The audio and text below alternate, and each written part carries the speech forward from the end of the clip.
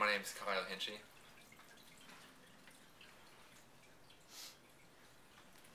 And we have 1, 2, 3, 4, and 5. It's just really tragic after all the horrors of the last 1,000 years we cannot leave behind something as primitive as government-sponsored execution. The year is 2010. The United States has been a country for over 200 years, progressing in so many ways. Yet in some ways we have not progressed at all. The death penalty is barbaric and is a problem that is hindering the progression of America. 16 states do not permit executions currently, while 34, including Oklahoma, permit executions. Since 1976, Texas has the most executions at 462, followed by Virginia at 107, and then Oklahoma with 92. The death penalty should be banned everywhere because the negatives outweigh the positives. While there is a seemingly infinite number of reasons why the death penalty is wrong, I will go over 2 big reasons that could affect you personally. The first one is that it's more expensive for taxpayers to pay for someone to go through the death penalty than it would be to pay for that person to go in prison for life. The second one I will discuss is that innocent people do go through the death penalty.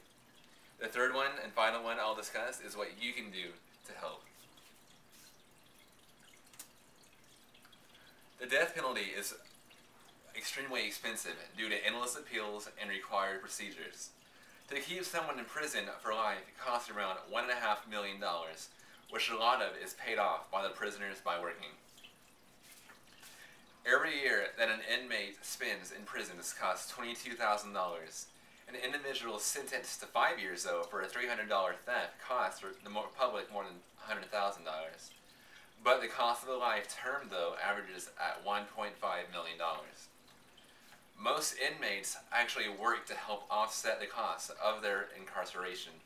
They work on farms and gardens, producing their own food, constructing new correctional facilities, and performing repairs and renovations to prisons.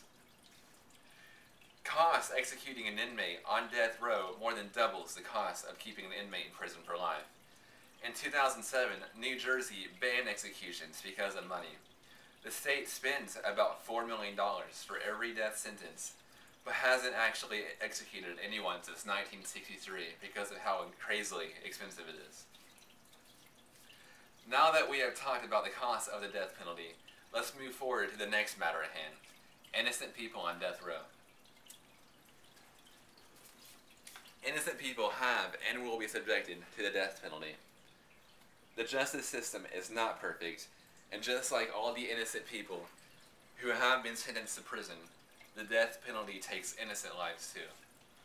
According to an article in the November 1987 Stanford Law Review by Professors Hugo Bedab and Michael Radlett, they found that 23 innocent prisoners from the beginning of the century through the publication date of the study has been executed, and recently that number has gone up to 138 total across the country. According to Justice William J. Brennan Jr., perhaps the weakest fact of all is that the death penalty is imposed not only in a freakish and discriminatory manner, but also in some cases upon defendants who are actually innocent.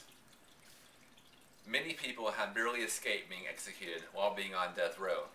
According to the Death Penalty Information Center, it is certain that at least 69 inmates on death row had been released after having been declared innocent. An example would be Gary Gallagher, who was convicted of killing his parents and was put on death row. 3 years after his conviction, he was found innocent when police heard the real murderers talking about the killing. So if someone can come that close to being put to death before getting their lucky break, it makes you wonder how many people actually did not get that lucky break and have been killed while being innocent. How would you feel if a member of your family or someone you care about was wrongly convicted and sentenced to death? Now that you know more of some of the major negative aspects of death row, let's talk about what you can do to help. You can be a part of stopping the death penalty forever. Amnesty.org is the website for an awesome organization that is playing a huge part in stopping the death penalty. A quote from their website says, "Amnesty International does not just reveal the outrage of human rights abuse, but inspires hope for a better world through public action and international solidarity." The Amnesty website tells you everything you need to know about helping out and putting an end to the death penalty, giving you links to real petitions and updates you on international campaigns, and letting you know how you can help in these campaigns. I have taken these information pages from their website that I will hand out to you. It just pretty much says in more details about who they are and specifically what you can do to help. And they're not just involved with stopping the death penalty, but they're involved in all sorts of kind of human rights actions.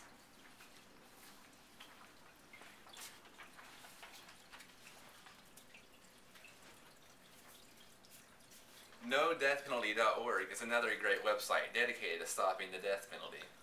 They keep their website always updated with current affairs that will let you know exactly what is going on, so you'll always be informed. A quote from their website says, "The Campaign to End the Death Penalty, or CEDP, is the only national membership-driven, chapter-based grassroots organization dedicated to the abolition of capital punishment in the United States."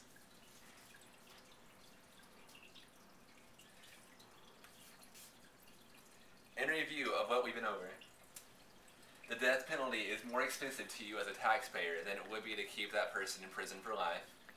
Innocent people have been executed, and many have been proven innocent while on death row, and there is a lot you can do to help out the cause.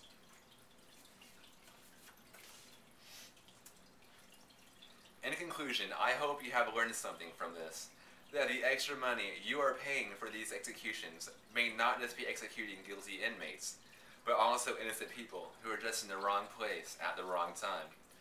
That extra money could go to furthering child education, not government executions. I will close with the words of John Paul Stevens of the U.S. Supreme Court. "I think this country should be much better off if we did not have capital punishment. We cannot ignore the fact that in recent years, a disturbing number of inmates on death row have been exonerated.